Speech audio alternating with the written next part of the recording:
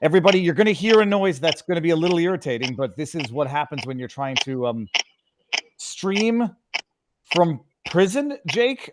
Give me a second. Let me just make sure that we're live across all of the various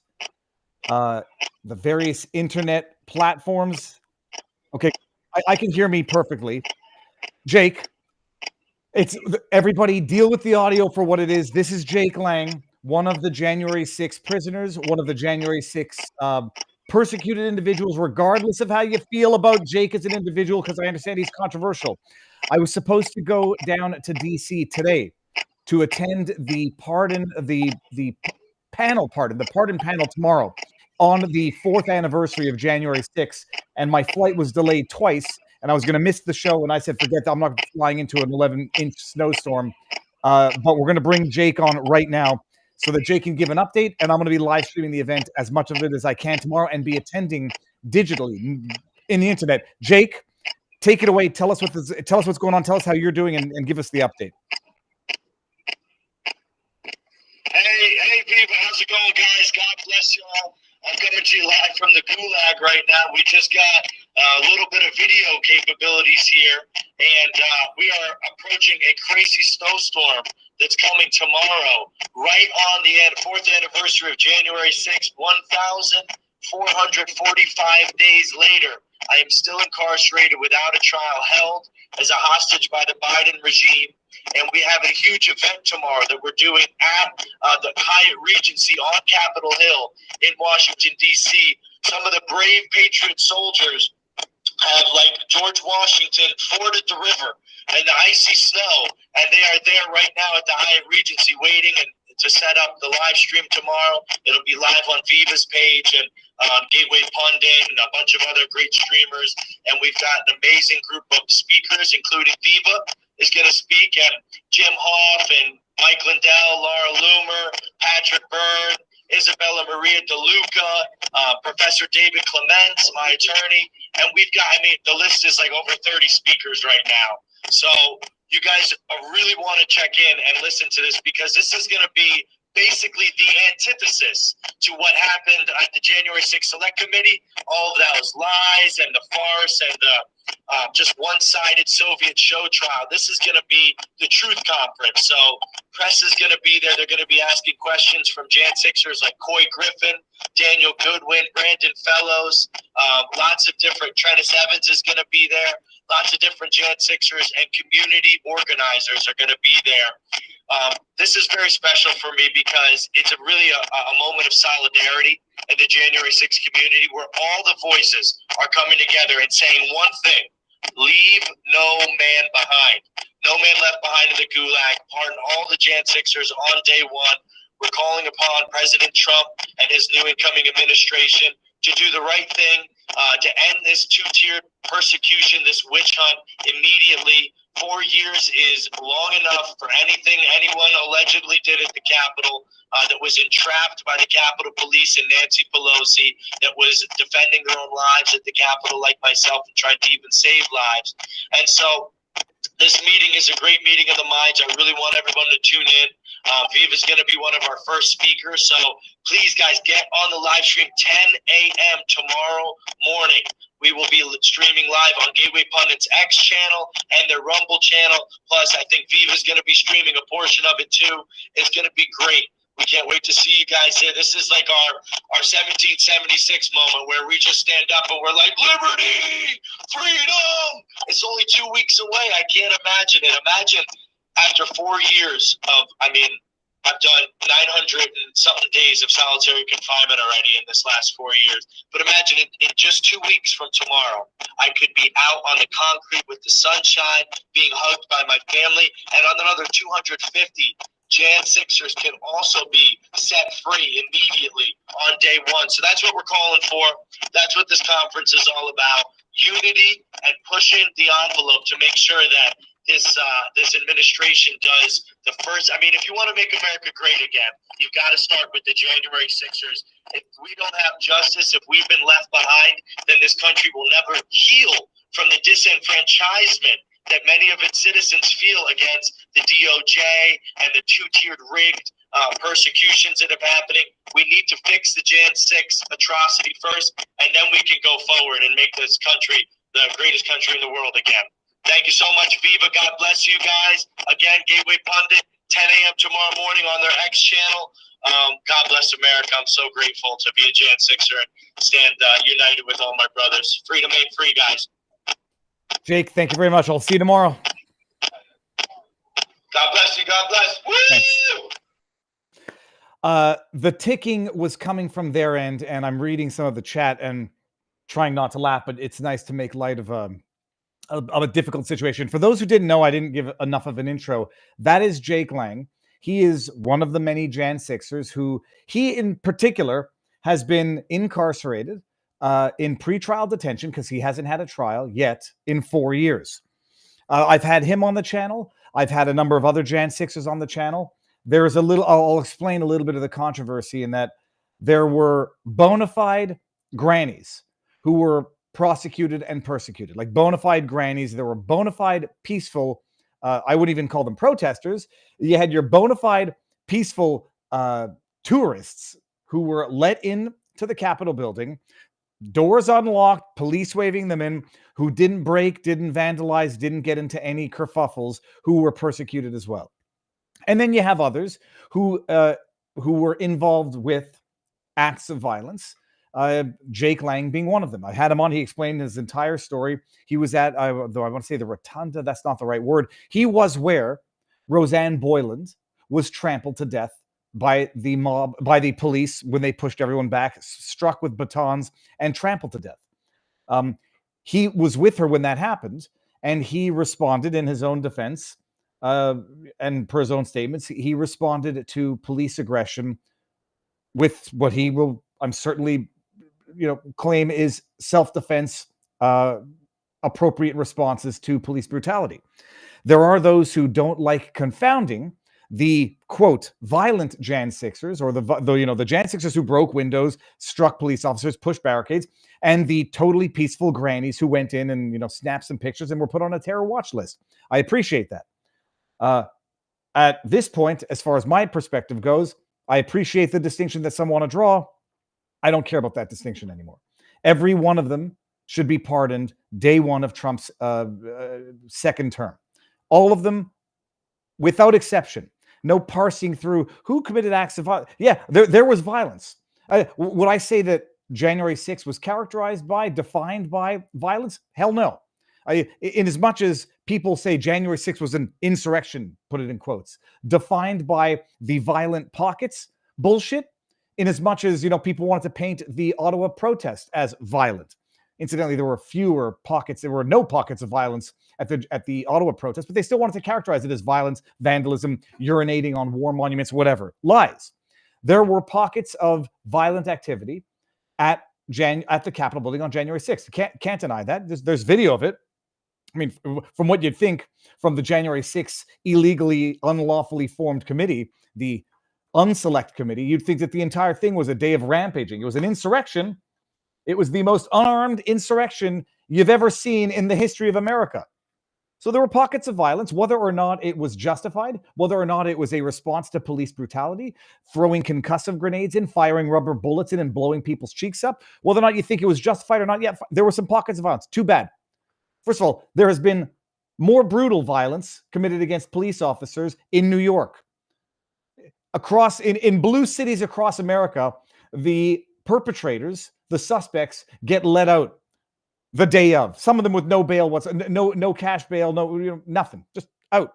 5 illegal immigrants who beat up the cop there, out the same day. Jake Lang, for whatever he did, has been in pretrial detention for 4 freaking years. Molotov cocktail lawyers up in New York, what do they get? A slap on the wrist, a smack on the butt? So the bottom line is, we know what they did on January 6th was nothing shy of a Fedsurrection. We know what they did was nothing shy of provocation. We know what they did was nothing shy of federal agents, federal assets, agent provocateur, whatever you want to call it. It was a Fedsurrection from bottom to top to bottom that was allowed to happen, made to happen on purpose, specifically so they could run with the bullshit narrative of insurrection, persecute half of America, justify a police state, justify trying to remove Trump from the ballot, justify trying to impeach Trump a second time. It was a setup from the get-go. Understaffed because of COVID.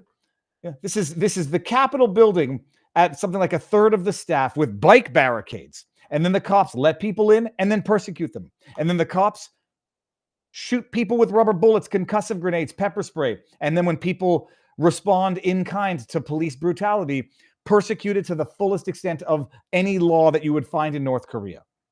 So tomorrow is the pardon panel. I don't know exactly where it's at. I know that it well, if you're in DC, you can find that Jake Lang has posted it. I was supposed to go. And I can't say that I'm, not relieved. It's a lot. You come back from Canada, have that event yesterday, which we'll talk about in a bit, then fly out to DC today, and I get to the airport, and then the flight's delayed once, then it's delayed twice. I'm like, I'm going to miss the Sunday show, fly into a storm. And so I canceled it, lost the night at the hotel, but what can you do? But I'm going to attend via the interwebs tomorrow to talk about this because it's lawfare. It's 1980s Eastern European Soviet bloc level corruption. And I don't care what people think of Jake Lang.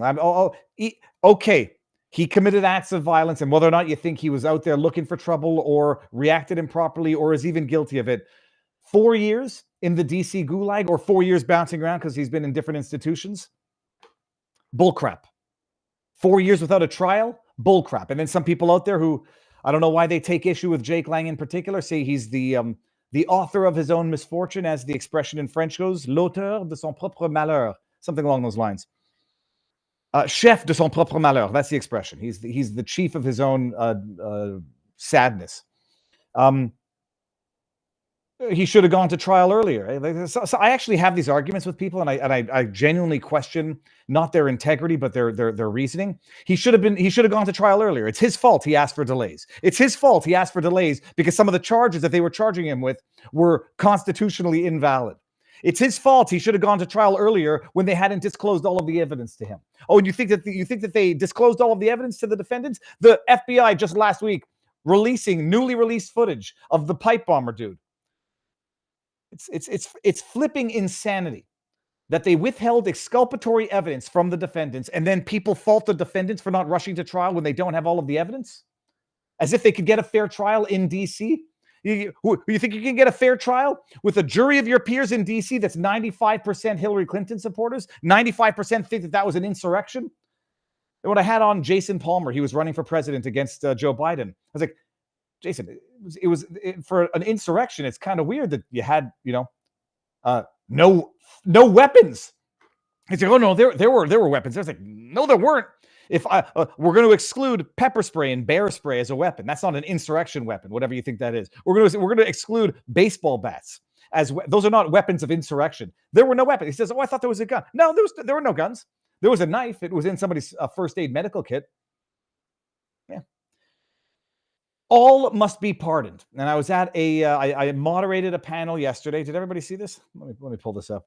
It's not often that you get to introduce the President of the United States of America. And that happened to me last night. Let me see something here. I'm going to pull up the clip. Whether or not I was supposed to introduce the President of the United States, I'm not sure that I was supposed to at that particular moment.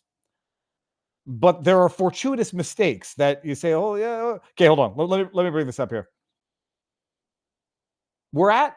I'm a panelist. I'm a panelist. I'm moderating a panel at an event yesterday at Mar-a-Lago. It was John Eastman's documentary, The Eastman Dilemma. It's fantastic. I'm going to get the link as to where I can share that with everybody because I got, they sent me a pre-review so I could watch it and know what I'm talking about. But although I knew the story already, John Eastman, legal constitutional scholar, prosecuted, disbarred for his legal advice theory that of the alternate slate of elector legal theory. The one that was actually carried out by Nixon and JFK back in Hawaii back in the late 60s.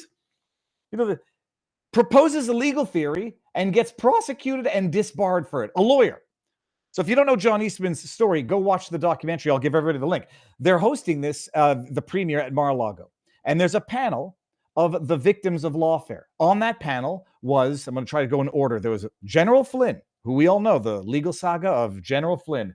When the prosecution withdrew the bogus charges, they dropped the charges against Michael Flynn after he had pleaded guilty to lying to FBI officers about what they called was an equivocal answer. I don't recall having that conversation. And I remember Michael Flynn saying, I don't recall having that conversation, but you guys have the transcript of that conversation, so why don't you just tell me what I said? They prosecuted that guy to the fullest extent of the law after having threatened to go after his child, his kid. So Flynn is on the panel. Rudy Giuliani was on the panel. John Eastman was on the panel in the middle. Then you had Jeff Clark, and then you had Peter Navarro.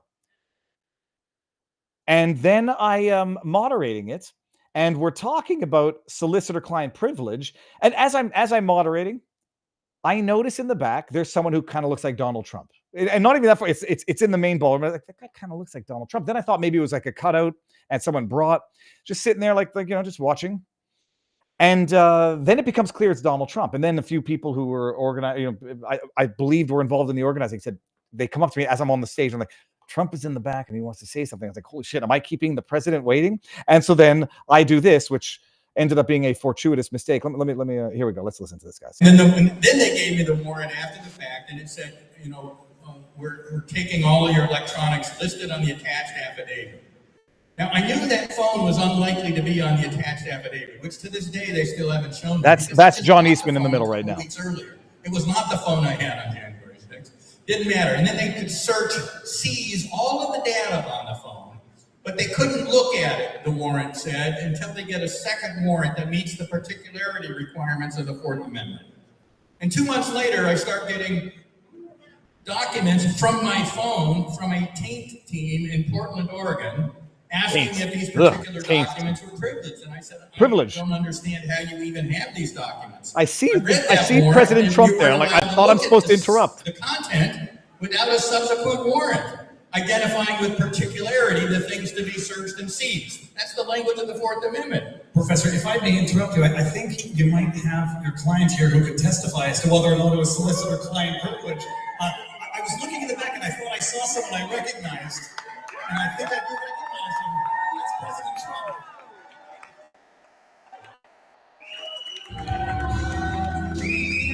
And we'll pause it here. They play the whole song.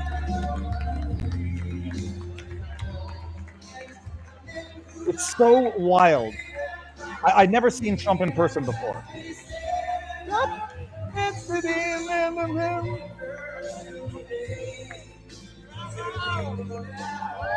Amazing. God bless the USA. All right, we'll pause it there. So that was the funny story. And then there was a 3.5 minute, they played the entire song, ovation, and then that was it. That was my experience. Someone in the chat said I look white. It's only because of the freaking lights are blasting my face. So it's weird seeing. I've never seen Trump in person before. Certainly never from 3 feet away. And you like I try to humanize even those people that I think are awful people. Like, I wonder what Rachel Maddow is like if you see her in real life. I happen to think she's no longer an actual human, not in like a reptilian shape-shifting sense. I don't think she's an actual human anymore because I think she's forgotten what it's like to actually have honest, sincere human emotions. Trump is not there. Trump is still a human. And it's not just that he's still a human. You see someone who's been demonized, like they say he's Hitler himself, and you see him. The problem is he is so not a politician in the best possible sense. He's a human, and he's a good human at that. And you look at the man in person, in the flesh, that people want you to believe is the next Hitler. And you realize just how susceptible people are to outright brainwashing. What do you think Rachel Maddow's like in real life? Potato Head Brian Stetler, I believe, is probably a nice, he's like a goofy uncle in real life. Don Lemon, I guarantee you, is the most foul snot ball in real life. Trump is just cool. Just cool. And like Rogan always says, he's got, what do you want? You want to get out of here? Give me 2 seconds, people. Get out. Go. Get out. Get out. Go. All right. That's the intro, peeps. Oh, hold on. Before Barnes gets here. So that's what I did yesterday. And If it was a mistake, Secret Service, I apologize for maybe making the intro too early, but it couldn't have been a Secret Service issue. Anyhow, it was fantastic. Okay, let me do one thing first before we bring on the Barnes people, because we've got two wonderful sponsors for tonight's show. And the first of which, tell me I can share this. I'm going to share this. I want to make sure that we can see the screen. Yes, Surrey Bob, people. Did you know that American homeowners nationwide have $32 trillion in equity? And cyber criminals are targeting it with a growing scam the FBI calls house stealing. I learned about this when I moved down to Florida, people. It's not a joke. I mean, it seems harder to do this in Canada than in Florida in particular, but in America at large. House alarms, doorbells, cameras, deadbolts won't work against these thieves because they're not after your stuff. They're after your equity. If your title isn't being monitored, scammers can transfer the title of your home into their name using a one-page document they fill out at the county. Then they take out loans against your house and even sell it behind your back. The scariest part, you won't find out until collection or even foreclosure notices start arriving in your mailbox. But by then, the damage is done, and you're left with all of the ruin that comes with that. Barnes, I hear you. The best way to protect your equity is with triple lock protection from our friends at Home Title Lock. Triple lock protection, 24/7 monitoring, alerts of any changes. And God forbid, if the worst happens, restoration services at no out-of-pocket cost to you. So when was the last time you checked your title? If you're like me, the answer is never. That's actually not true. I've checked mine. I check mine routinely. And that's exactly what the scammers are counting on. But you can check on your home's title today and make sure that you're not already a victim. Get a 30-day free trial. Go to HomeTitleLock.com. Use promo code VIVA30 and click on the link in the description. HomeTitleLock.com. Promo code VIVA30. HomeTitleLock.com. And then hold on one second. We're going to bring this out. I just got a text that said I'm muffled. Am I muffled? I don't think I'm muffled. And our second and last sponsor of the evening, because while you're checking your home title, people, you can have a nice cup of coffee from the fine folks at 1775. It's time to make mornings great again. If your coffee tastes like it was brewed in a UN meeting, watered down, directionless, and catering to the lowest common denominator, you deserve better. Enter 1775's Vitality Coffee, bold and built for patriots who lead, not follow. Lion's Mane and Rishi sharpen your focus faster than calling out fake news, while cordyceps power your energy like a Trump tweet at 2 a.m. And those hand-picked Bolivian beans, they're so bold, they make Starbucks taste like crap. No fillers, no comparison, and proudly backed by Rumble. They are a Rumble partner, so support them, the platform that truly supports free speech. We're going to compare that to X a little later in the show. The platform that stands for truth, independence, and the fight for freedom. Head over to 1775coffee.com. Promo code VIVA gets you 15% off, and make mornings great again. 1775coffee.com, promo code VIVA for 15% off. All right, now do I have to let Barnes in? Accept. Oh, there we go, Barnes. I think you can activate. So I've grown 2 feet since yesterday. Someone asked if Trump was taller than me. I said, yeah, just only by a foot. I mean, maybe a foot and 2 inches. Mr. Barnes, how goes the battle, sir? Good. Yeah, you had what was it like to introduce the President of the United States? Well, considering I was told shortly afterwards I wasn't supposed to, I immediately thought maybe I had done something catastrophically stupid. But it was wild. I mean, we're sitting there doing a panel, and President Trump is in the back of the ballroom watching intently, and he watched the better 40 minutes of it. And then I guess he had to retire. See, I'm not sure if because whenever he moves, they got to get Secret Service in front and in back. So I think maybe I was premature in my introduction, and then he had to go and have dinner with Prime Minister of Italy, Meloni. It was fantastic. Yeah, that's cool. He looked like he was in good spirits. It looked like the panel had a good presentation. I thought that was and you said the documentary is pretty good. The documentary is great. I mean, I would say it's almost more geared for. I'm not going to say this to be pretentious, to lawyers or intellectuals. It's not. They do their best to keep you entertained with the subject matter, but they get into the legality. They get into when everyone says, Trump filed 60 lawsuits and the courts dismissed all of them. There's a section where Eastman goes through basically all of them: Georgia, Arizona, Michigan, Pennsylvania, and how they screwed everybody in each of those states for what was wildly bigger than the margin, how they weren't heard on any merits. They were dismissed on latches or standing. And they never did a signature verification in Georgia, period, full stop. And how even in Michigan, where the margin was 150,000, the ballots that magically appeared with no chain of custody was easy enough to wither that down to 10,000. But it's also thoroughly enraging when you understand that they were going after a lawyer for doing nothing more than proposing a legal theory that had a legitimate legal basis, so much so that they then subsequently amended the Electoral Act, whatever it was, to remove the ambiguity that Eastman was arguing was a legitimate path forward. So it's great. Yeah, I think the cases against him, the cases against Mary Bowden in Texas by the Texas Medical Board, the cases against people like Rudy Giuliani, these are all examples of weaponized lawfare and civil rights violations by the Justice Department. And I hope that Harmeet Dillon, when she takes over the Office of Civil Rights at the Justice Department, looks into these cases, including Judge Merchan in New York and what he's been up to, and so many other illustrations and examples of constitutional violations by the very people charged with protecting people's constitutional rights in the judicial branch and the executive branch of government at the state and federal level. I mean, one of the themes of the panel was for the VIPs, I guess, so people. It was not everybody who had access to the panel, but one of the questions was, what do you do about it? And I think pretty much everyone on the panel, although they are they don't have a grudge, they have an understandable gripe. They say, like, people need to be punished for this, period. If they don't get punished, worse still, if they have a place in government going forward, no one's going to learn the right lessons whatsoever. They're just going to do this again and again and again. But who, like we've talked about it a bit, who initiates this form of justice, which is true justice and not retribution? Like, how does it start? Who takes the first shot? I think the best place is the office for these issues, for weaponized lawfare, the Office of Civil Rights of the Justice Department, that has been politically weaponized by the Obama and Biden administration to go after their political adversaries in many contexts or instances, including trying to influence election policy at the state level, influence immigration policy, influence diversity, equity, inclusion policy, trans policies, etc., things that were not appropriate for the Civil Rights Division to be active in. Is what it was originally designed for is precisely this. For those that don't remember, the original Civil Rights Acts were passed after the Civil War to deal with state law enforcement and state judges violating people's civil rights. The target was primarily state judges, secondarily, state law enforcement. So that's the department that's charged with making sure this kind of lawfare doesn't translate into civil rights and constitutional violations. So I think that's the department that can be proactive in civil and criminal inquiries.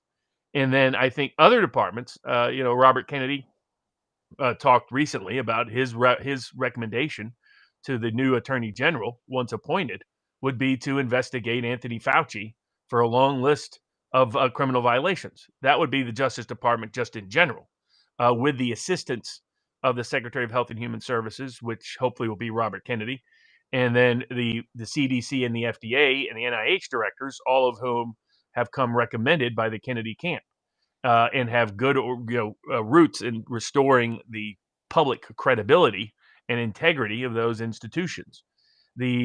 Otherwise, the third aspect would be what I've been calling for, which is a pardon committee, a lawfare committee, to look at who has been targeted over the past decade.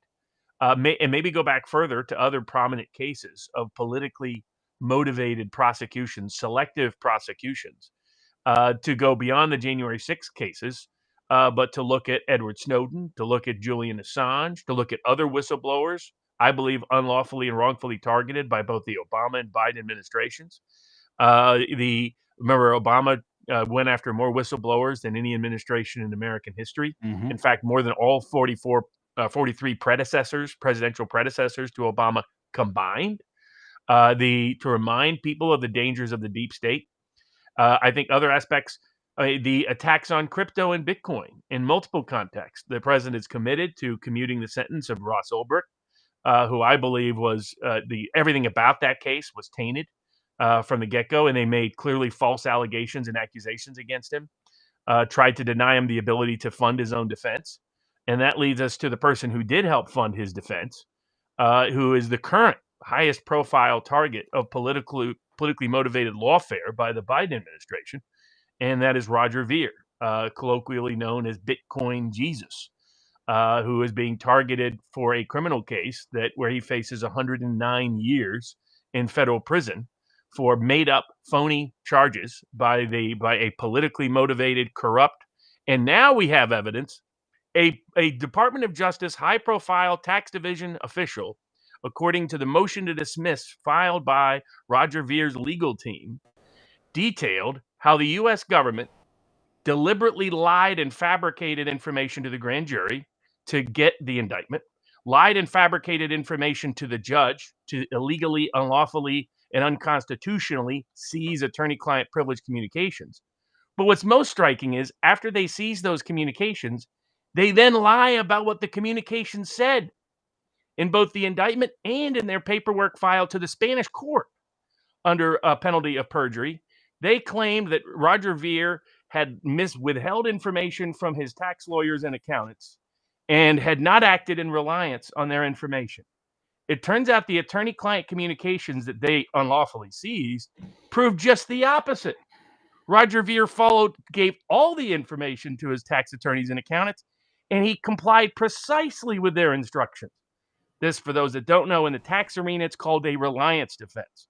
That you're not allowed, we don't want to imprison people for disagreement about tax laws or for the complexity of the tax laws or for debt, simply owing money to the government.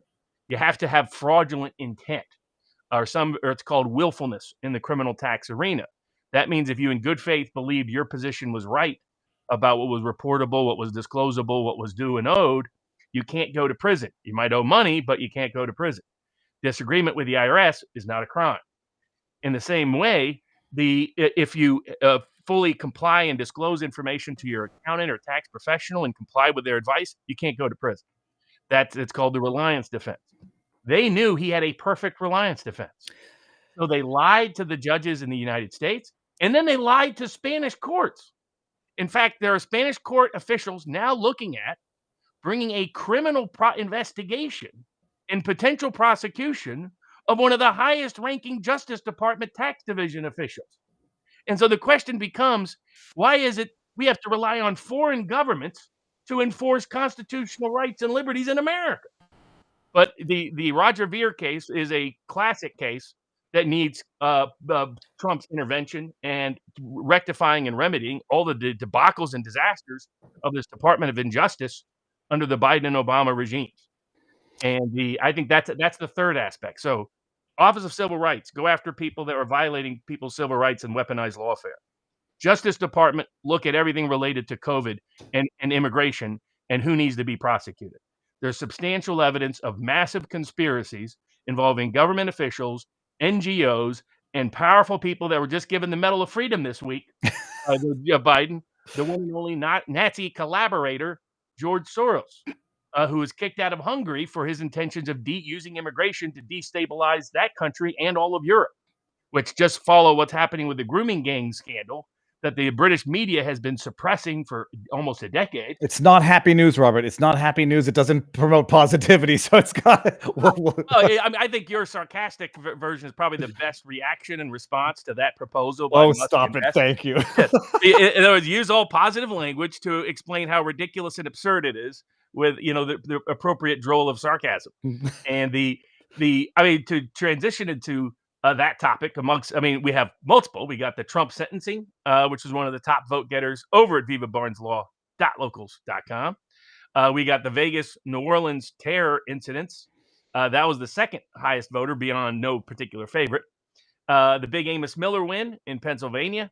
We discussed the John Eastman documentary, Professor Eastman, great guy. Great to see that presentation. Great to see Trump connected and involved and invested in that personally, that he would make a personal appearance. And the rest there at Mar-a-Lago. I forgot to. I'm going to publish it after this. The MSNBC melting down over Trump appearing. Like, he didn't invite press. He didn't provide a transcript, which goes to show that he knows what he's doing is wrong. Like, you guys are effing mentally unhinged. Sorry. Okay. Oh, completely beyond all pale.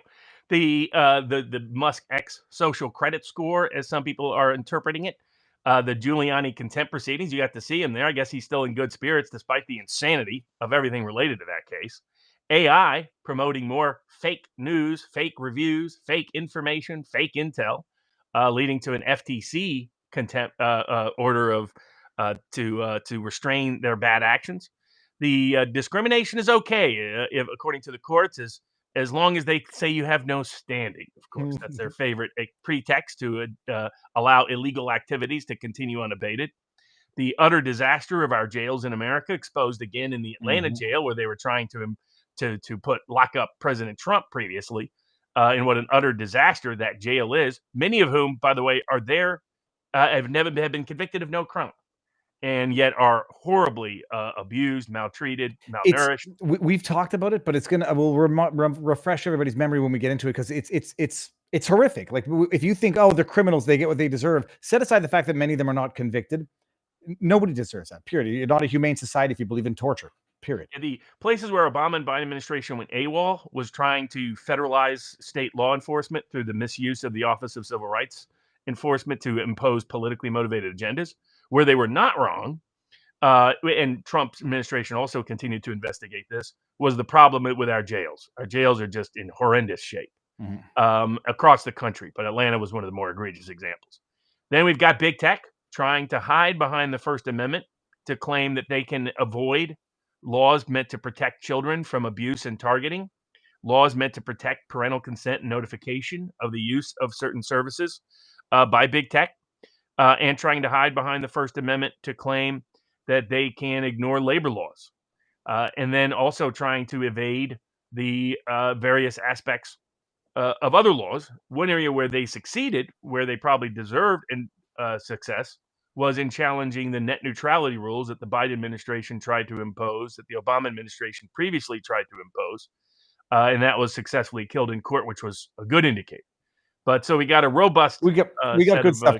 We'll start with the one I was going to reply to your tweet earlier today, but there's no way to even have a back and forth with someone you like without people thinking you're fighting. So I said, we'll do it live. Elon Musk, I legit thought it was a joke. I'd been caught up with some other things in travel, and I was like, oh, social credit score on Twitter. And like, I didn't really know what was going on.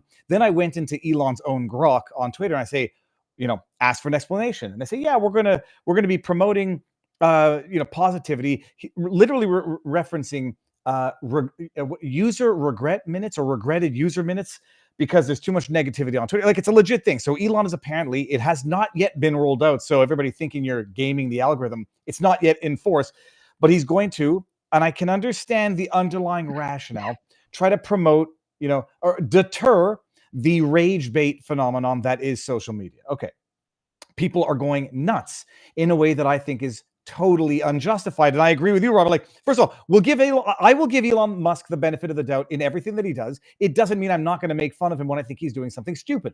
When he refused to bring back Alex Jones, and he's touting free speech and comparing it, or even like prioritizing it over Rumble, I was like, you can't exactly say that, because you still haven't brought back Alex Jones, and it was on improper reasons. He thought that Alex Jones was it had to do with children. He said he's profiting off the death of children. He'll never allow anybody to do that, but yet Piers Morgan is still on Twitter. And I said, you're wrong for that, period.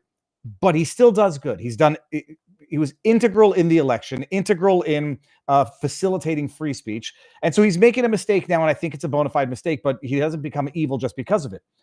And you put out a tweet, it's like, I'll give him the benefit of the doubt, and we'll see where it goes, but he's not evil for wanting to tinker with an algorithm, because there's an algorithm there now, so that rage bait is not what makes money on Twitter. I think it's stupid, destined to fail. YouTube was better when what people wanted to watch would pop up based on popularity. And whether or not people respond to rage more than joy, that might be the nature of the internet. But the other bottom line is, in as much as Elon hadn't been aware of the rape gangs in the UK, it's probably because it was suppressed, and it could have been suppressed because they didn't want to discriminate or demonize against the Muslim Pakistani men who were perpetrating this, or someone said, oh, it's negativity and we don't want to promote that. I think it's stupid. Still like Elon Musk. I'm not sure I like Neuralink for human control, but I do like it for giving movement back to paralyzed people. What is your take on it, Robert? Yeah, I was someone who started off as a skeptic of Elon Musk. You can go back and watch the Hush Hush episodes. I did a sequence of them. I didn't think he'd follow through on his purchase of Twitter. I didn't like some of the sort of transhumanist ramifications of some of his ideas over time, and didn't trust people out of the big tech space. But he's proven himself, his bona fides, over the last year. He was willing to risk imprisonment, risk forfeiture of his businesses, risk billions in almost all of his wealth, risk imprisonment, all to speak out on behalf of President Trump and speak out against what is happening here and around the world on issues like immigration and other aspects. He also restored Twitter to a much more free speech oriented zone than it had been in the better part of a decade, and ultimately restored accounts like Alex Jones's accounts, like President Trump's accounts, like a range of other accounts. And Twitter has increasingly become a primary means of breaking through the mainstream media's narrative and their monopoly on that narrative in a wide range of topics. I mean, look no further than the fact the Prime Minister of the United Kingdom is going to have to respond tomorrow on grooming gangs that he was complicit in covering up because Elon Musk has made it a priority for 24 hours. So it doesn't mean you have to agree with Elon Musk on everything. Doesn't mean you have to, defer to him or just accept his judgment on anything. But it means that all this hyper criticism that all of a sudden people out of the gate, they're eager to turn on Elon. First was the immigration issue. People went kind of crazy on that, I thought. They went crazy because Elon's position on that actually hasn't changed. So it sort of displayed a lack of understanding of what his traditional position had been. A good number of them forgot what President Trump's position was. That it's always been a strong pro-legal immigration position, but with modifications to limit abuse. And excuse me. And then on top of that, so he comes out with this proposal, and some people panic. They're like, "Oh, this is a social credit score. This is the Chinese system being reimposed." And it's like, if you look at what he's aiming for, that's not it. Now, I think I agree with you that current structure of this as being proposed is too broad. I get what he's trying to get at. He's trying to reduce the reputation of Twitter, especially now X, for toxicity. And it's people who are just nasty. It's rage baiting, as you put it. And it's people who are nasty solely for the purpose of being nasty, who go around and stalk people on Twitter and just attack them left and right and make life miserable. The redheaded libertarian has talked about dealing with this insanity in a wide range of topics. I'm looking at a libel lawsuit currently on behalf of the Chase Hughes, who's been wrongfully defamed by someone who there's a whole social media world that you build your notoriety by engaging in libelous behavior. Hold on. Let's dive down that rabbit hole just a bit. I don't think I know about this. What's the deal with Chase? So there's somebody that has basically targeted him, that's made up all kinds of stories to try to cost him as much money in order to boost his own presence, in order to create, and there's a bunch of people that's all they do. You can see it in the sort of what I can like the Rekieta case fallout. Which people chose to engage in clickbait behavior, betray their principles, in my view, mislead people about the law, and turn on an old ally and friend solely because clickbait works with this group of haters. That's all they do is they go from person to person to person to figure out somebody to hate that they just troll and attack. And it's led to a lot of people not wanting to use Twitter or X. And so there was a period of time where I just quit using it in large part because or quit reading. I liked replies because it would provide feedback, but you get so much garbage in there that you had to filter through all the garbage to find some gems. And the biggest thing it did is it led to members of my members that followed that wanted to be part of a conversation, not being able to be part of a conversation. Because all of a sudden they get into this sort of nasty side discussion because there's this nasty trolls coming in to just make everybody's life miserable because their life is miserable. He wants to take that part, wants to reduce that part of Twitter. He's not out. There's nothing about the proposal that I see is he wants to reinstate censorship. During this whole period I'll give an example. One of the people that is defending him right now is Alex Jones. And Elon has actually responded and discussed the issues with Alex Jones. If his goal was censorship, like people were like, "Oh, there's a conspiracy. BlackRock is funding something," so now people jump to conclusions that there really isn't a good foundation for. I mean, is Elon Musk, after risking his actual life over the last year, suddenly just decided to betray every principle he had and was really a secret traitor all along? No, but it's not kind of insane. Some people might say that he's trying to prioritize the ad dollar over the subscription dollar, and he thinks so for whatever he loses in the blue checkmark paid subscriptions, he'll make back but from advertisers who are now not scared to advertise on a less toxic platform. But if money was his motivation, he never would have done what he did over the last year. True. Because he lost billions of dollars by doing it, and he was risking all of his entire wealth and fortune in corporations and legacy. And future. So that's where it's like these explanations don't suffice. And it's people who are kind of Like take the Gab guy, Andrew Torba, who's jumping all over this. You know why almost nobody uses Gab? Because it's filled with racist and bigots and haters and nasty, disgusting people. It's just that's reality. Like Andrew Torba, no better example than Andrew Torba himself. He earned that. I mean, I even helped him out, helped people out connected to Gab early on, and got rewarded with monthly emails talking about the Jews in one way, shape, or form. It's like, no, thank you. I don't want the Fuentes Groyper crowd bombarding my conversations. And that's what Musk is trying to solve. And it's a problem that some people on the right have refused to acknowledge. Now, I get the sensitivity. If you're on the right, you're accustomed, or you're just on the populist side or the dissident side, you're accustomed to being screwed over and censored for the last decade. So you're hypersensitive to anything that even smacks of it. I understand that's, but don't jump to the worst conclusion about Elon or ignore that there are real, for example, best example of this is Pavlovsky with Rumble. For a long time, he was avoiding developing any algorithm because he recognized that with YouTube, the algorithm was the primary mechanism they used to suppress and censor speech. And he was worried about that same phenomenon happening. However, it turns out from a consumer user perspective, they love the algorithm. They want the algorithm. They need the algorithm. And so I'll give an example, like what he's done with the algorithm in terms of recommended. My recommended feed is much better than my For You feed. It's I'll get some crap mixed in there, but about 80-90%, it's far better than any user experience I've had before on Twitter. So and his Grok has an absolutely accurate representation of me, which is like one of the few public places. Wikipedia's try to defame me. There's people who go in and edit the Wikipedia account to lie about me like every other month. You have to send somebody in there to correct things on a repeated basis. Wokepedia would be the more appropriate name. The Grok, precisely right, the Grok AI. So I get people's concerns. They're right to express criticism and dissent, but I would be more constructive in that criticism and dissent. I would say, I see what you're trying to get at. Here's a better way to go about it. Here's things to avoid in trying to do it. And that's what I think, that's ultimately what Pavlovsky and Rumble concluded. Okay, we really need to have the algorithm because users, customers want it. Well, also, they've tried to restrict the toxicity. They knew that one issue was if you got bombarded, if your site became known as the place to go and watch the Klan rallies and the neo-Nazis and the haters and the crazies and the Islamist radicals and whoever else is just undesirable to be exposed to these days, that Rumble would die. Yes, it would be the purest free speech zone, but it'd be a dead one. Even free speech places and locations and venues have certain limitations on what you can do to a certain degree. And so it's like our locals page. I think we blocked like maybe 3 people in the history of the locals page in 5 years, but there are reasons for it. There are people that will go in and make the entire user experience miserable. They'll go in and they'll attack people.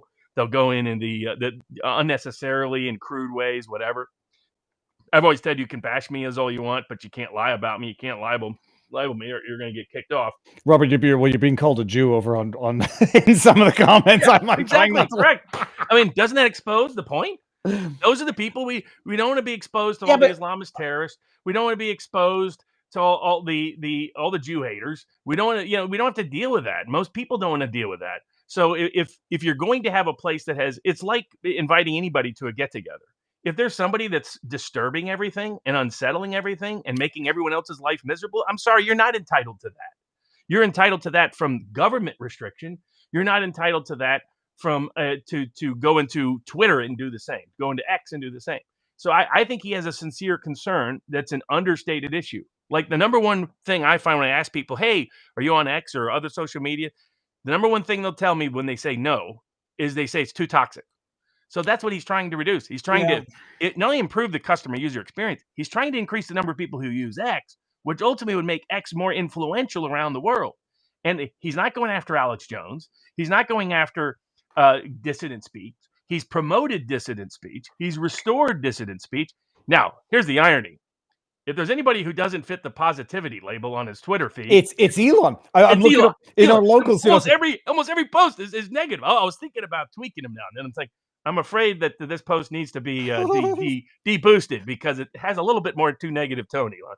Yeah, let me bring up the one that was brought in our locals community. Well, it's the one where Elon said he's done it twice now. Take a step back and F your own face. I mean, he did the meme once and he That's wrote the it classic down. definition of negativity. I mean, 2/3 of his posts have negative language. He violates his own rules. These new proposed rules in his own stuff. But I think it's the right idea that to highlight to get the tone of the conversation better. That's what he's trying to do. He's trying to make X sound. If you listen to Robert Kennedy speak, it's almost never personal. You know, even when he talks about Fauci, he's like, he did this, this, and this needs to be investigated. But you don't get like nasty rhetoric, nasty language very often at all from him. He avoids it tremendous because he knows it's counterproductive in the court of public opinion. Now, that doesn't mean there's never a place for it. There clearly is sometimes a place for it. I'm not always on the cheery, positive side of the equation. In the depiction of things. I don't know that I've ever heard you swear or seen you swear, I should say. Oh yeah, well, not because we have kids and religious folks that follow, but in other contexts, I might use more straight. I might have about a lot of some judges I've been in front of. Definitely half the prosecutors I've dealt with. Almost all the corporate lawyers and insurance lawyers and anti-labor lawyers that I've dealt with. That I've had some choice phraseology that might have been adult language time, as they say. I'm predicting this. I think Elon is going to not follow through on this. I think I think he'll modify it. I think he'll go through on part of it, but he'll modify it. Just make it about positive tone.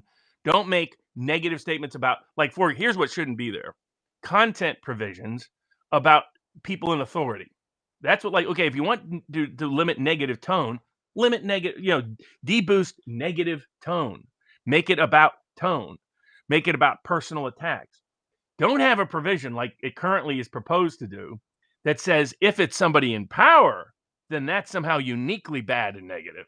If it's an institution of influence, that's somehow uniquely bad and negative. Or otherwise, the first person that would get deboosted is Elon himself. I hope he doesn't go through with it at all. If what is popular is the joke, it all started with the H-1B stuff where people were making a lot of Indian jokes, and I think then he took that personally. He got personally offended by that. He says what people are making jokes about how dirty India is, and they're extremely popular. We got to deboost this thing. If people and he's a little concerned. I think he's legitimately concerned that there's a part of the right that their motivation on issues like immigration and others comes across as bigoted. Yeah, it's not 80-90% of it. Most of the people have legitimate. Again, the biggest group that has moved toward Trump in this immigration-driven political era since 2016 are Mexican Americans and the sons and daughters and Cuban Americans and Venezuelan Americans and Puerto Rican Americans. They are the sons and daughters of immigrants. So the idea that this is somehow this is racist is nuts, is garbage. That doesn't mean there aren't the Fuentes of the world. That doesn't mean, it's like all you got to do is scratch a little bit at some of these people and the bigotry just starts flowing out. Yeah, it's like the anti-Israel people. It's like, can't somebody have a Thomas Massey position of questioning Israel on a principled ground or a Rand Paul issue without, it's all these other people. It's like, like Candace Owens. Okay, I'll take you more seriously if next day I turn around, I don't see another obsession with Jews coming in. It's just, she's pretending and she's not. It's like, come on. Stalin was a Jew. Come on. This is insane propaganda, insane bigoted theories that she's out there propagating. And it's like, I'm sorry, I can't take someone. Turn your earbuds off. Oh, sorry. Yeah, you didn't mute yourself before that. I have to turn off Bluetooth. I don't turn off Bluetooth. You can still hear me, right? Oh yeah, I definitely can hear you. Okay, sorry. Now I hope I'm not coming through. How do I find the freaking Bluetooth on this blue? Sorry, this is what happened. This is why I don't do things. Now I've got. Is it coming through this mic? Hold on. Okay, we're still good. Okay, sorry, Robert. Please. Well, I forget what you were saying now. All that I was going to say. Hold on, I was going to interrupt you anyhow, and I'm going to say, look. First of all, it doesn't bother me. I think all that ends up happening when you say, well, now we got to suppress that is it becomes the meme. The whole thing about the Indian jokes and the dirty jokes of India, it was a meme of the week. And then people move on. The Jews, it's first of all, it becomes a meme. And the more you try to suppress it, the more you actually encourage it to some extent. Well, and I think this is come up with some real objective metrics that people can actually follow. Right. Rumble, I thought did a very good job of doing that. They track legal language in other contexts for their set of revised rules that, I mean, in full disclosure, we helped draft. But that was, and the goal was to give Elon and others a roadmap. Here's the roadmap. If you want to reduce the toxicity and limit things like harassment and stalking and making people's lives miserable because you decided to post something online, there's objective metrics you can use borrowed from existing legal traditions over the last century plus that avoids the problem of being like Britain, who Elon makes fun of routinely, for people being arrested for posting memes mocking immigrants, right? So I mean, I get what he's concerned with here, but that should not translate into that issue. You should have objective rules that says this kind of language, these kind of attacks. Again, we designed it for Rumble. There's ways in which you can phrase it. I'd say he could borrow it, but if he borrows too much of it, we'll have to send him an invoice. And just to address something in the chat, Loomer did not, from what I understand, I hate it when people misrepresent, like they act like not just assholes. You're allowed to act like an asshole. They do things that violate the terms of service. Like whether you agree with the terms of service or not, they're there. And when you do something that violates it, then you complain that you're getting punished. She didn't get punished for disagreeing with Elon. From what I understand, she posted private information, or at least docs by the term of it, the employee from X. Yeah. And so that's what she did. She disclosed, and no one's going to convince me she didn't know what she was doing. This is class. Laura Loomer loves controversy. She loves divisiveness in order to get attention. It's controversy to get attention and divisiveness to get attention. I've not been a fan of hers at any point, and still not. And so this was part of my reasoning for it. So I get and so it was misrepresented what was happening. And some of the groypers. I saw all of the accounts that got banned, and I'm not sure if it had anything to do with that. What Greg Bolden reported on didn't get picked up much, but they're the biggest harassers and stalkers on the entire internet. I mean, the groypers are the worst. They go into other people's chats and deliberately ruin those chats by attacking people left and right. And in fact, what happens is most people then leave the chat. You start to reduce the level of interaction, reduce the level of influence. So that's why I've never supported the idea that you have the right to ruin other people's parties. I would say to Elon, the solution for that, let people, block was a good function, although letting people see when they're blocked sort of denies the purpose of that. Have words that you don't want to see. You can go and curate your own experience, but don't tell me. Yeah, there's much better rules than the ones they're proposing. And there definitely should be nothing in there that says that because of who you're talking about in terms of institutional influence or prominence somehow increases your negativity rating. The idea of no one is ever going to sell me negativity rating and tell me it's not a social credit score. So everybody, by the way, speaking of social credit score, get your butts on over to Rumble, because we're going to end this on YouTube right now. And what I was going to say was the entire stream will be on podcast. It is everywhere now. I've managed to get it up on whatever the blue thing, the green one, Spotify, and I'll post clips, and that's it. But we're going to go support Rumble, the true free speech platform. Rumble and Pavlovsky are me. I'll just end with this before we go over there. Not everything is good versus evil. So you may disagree with Elon. Oh yeah, agree. And by the way, the advice that we gave out that not to go, there are a bunch of people like, Rumble's collapsing, its stock is not going anywhere, business is going to fail, the technology is slow to pick up to YouTube. And we kept saying that there's a lot of reasons to believe in Rumble. To believe that Rumble has, I had confidence in the people like Chris Pavlovsky and others at Rumble.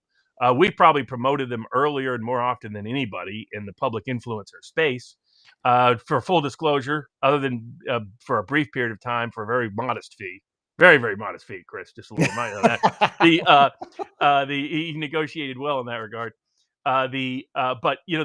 Look what happened. Rumble is now, they needed this election to go a certain way, or the Harris administration would have cracked down and tried to kill Rumble. But they were instrumental in that outcome at promoting independent free speech. They've allowed a wide range of free speech there and just try to limit the more extreme disruptive behavior, and to make the user experience as positive as possible with maximum speech as possible. I think they've reached the best balance of anybody in the social media space. Well, absolutely. And I would say, people always say, well, look at all the Jew comments over in Rumble. For God's sake, look at the effing Jew comments. Look at the racist comments on YouTube as well. If you don't like reading it, I would say wipe off your privates. I'm sure And I'll get a few letters and emails. Say, hey Barnes, when did the Mossad buy you off, Barnes? Oh, yeah, I saw one. No, I see, but is that Jew check really helping you? Because because remember, Robert, you don't have to be a Jew to be Jewish, and people are accusing Elon of being Jew. But the bottom line, goy, whatever the reference. I hate that word. I never use that word. In the Torah people use. Yeah, they call them like, Shabbos. okay, whatever. Shabbat goy, you're a Shabbat. I was like, I don't even know what that means, pal. I'm just gonna say hold on. Only to say, if anybody thinks that the comments are particularly bad on Rumble, you go everywhere. It's the internet, and if it bothers you that much, stay at home and enjoy your padded room. The Rumble-owned company, the best communities, and by the way, these are communities that are curated by their operators, not by locals. Locals doesn't curate it. We, the owner of each locals account, curates it. Your information at locals is not given to anybody else. It's controlled by the owner of the account, the locals account. VivaBarnesLaw.locals.com is one of the most vibrant discussion communities, best place on earth, people, hosting communities in the country. And why is that? It's because we regulate it. So when somebody gets out of hand, they either get timed out or they get blocked. Maybe they get a refund, maybe they don't. Depends on how bad their behavior was. But it's very few that do. But you have to. If we didn't, we would have had the crazies, two or three crazies, ruin it for the 10,000, 100,000 plus people that are part of the community at different times. And so we have 500 to 1,000 posts every day, and you go through there, and it's an enjoyable experience. You're like, oh, that's useful information, that's a useful discussion, that's a useful conversation, that's a useful engage. What you don't have is a bunch of personal attacks, a bunch of massive nastiness. You get a few here and there, and people will lose their heads now and then. And then a few people will be dumb enough to post either they're fed posting or they're just really dumb. And I delete their posts for their own benefit. And by the way, in case they're just dumb. That is part of my theory about Gab. It's not to give Torba the benefit of the doubt, but I will. I think, in as much as Torba, he gets frustrated because his site doesn't grow and it turns into what it is. And I'm convinced that there are saboteurs in there just spewing shit to make it totally unbearable. Of course, exactly.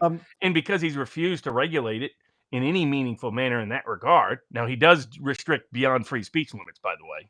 So the claim that they don't is not correct. But I believe in pure free speech as it applies to the government's ability to harass or punish you. I do not believe that the social media companies have to have the same free speech standards as the government, but I want as much free speech as possible without them sacrificing their business or the community to achieve it. And that's the difference between government action and social media company action. We're going to get into not stuff that we can't talk about here, just stuff that every video I put out about the January 6th pipe bomb, about the Vegas, about New Orleans gets demonetized. I even got an email from the YouTube community saying people have expressed concern about you that do you need help because you've self-harm because we're talking about the Vegas guy. We're going to get on over to Rumble in a second, so everyone get there now, but let me read a bunch of these chats before we get too far in because I think I've missed a bunch. V6 Neon, a fresh message from Tommy Robinson from behind bars. I don't know about the guy Farage Musk. Audio is only on a phone. I'm going to check that afterwards. Good evening from Batshit Bonkers Britain. Phone message from Tommy Robinson. Okay, I'm going to see if I can bring that up maybe later in the show. Cheryl Gage, so did Trump come to the front and speak? He did. I posted that video in its entirety. Also, someone on the Twitterverse was trying to pretend that Trump skipped over Michael Flynn to create drama, and I was like, no, he didn't. I was there. He said General Flynn. He celebrated everybody on that panel. RP, and it's in our locals community, but I'm sure I posted it to Twitter as well. Constitutional to pardon a crime that hasn't been charged. I thought pardons were for convicted criminals. No, you can preemptive pardons. We've talked about that. R.W. Parker. And it's also how Biden is going to get away with giving preemptive pardons to the people he just gave medals of honor to. Randy Edwards says, it's not illegal to claim that you do not owe money. It is illegal to claim you never had the money.